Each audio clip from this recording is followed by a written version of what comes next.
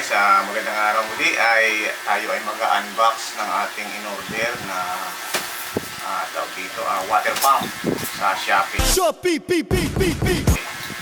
Ano ko nga pala ang order nito? Ako na nagbayad.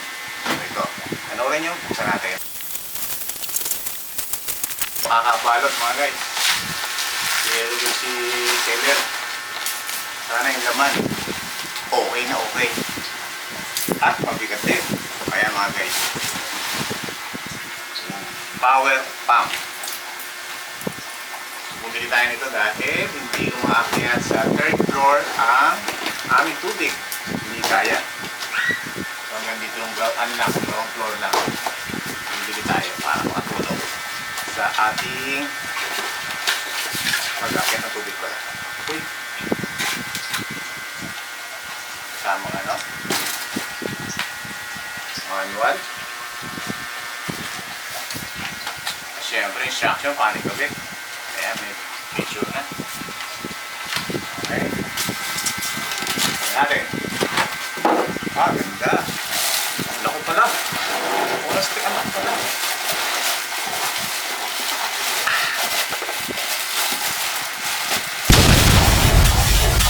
Uy! Uy! Hindi ko maligla dyan mga guys. Ayan o. Laki. Okay. Okay, matutuwa ng bunso nito. Sa taas na maliligo. Sa taas ka na maliligo, Toy. Maganda maligo sa taas. Hindi ka na mababa, oh. Ito mga guys.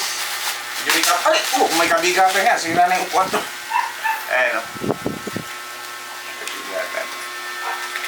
Tatry nating i-assemble sa mga susunod na araw. So, inopen lang namin. Ang presyo nga pala nito, nabili natin ay magkano? 2,550. 2,550. Power pump. Yan, nakanya yung model. GB100S. Max 0.0. Basta. Ayan lang. Ayan. Okay. Super bigat. So, pakikita natin sa susunod mga araw kung paano namin isa-assemble. Yan muna ang aming kwento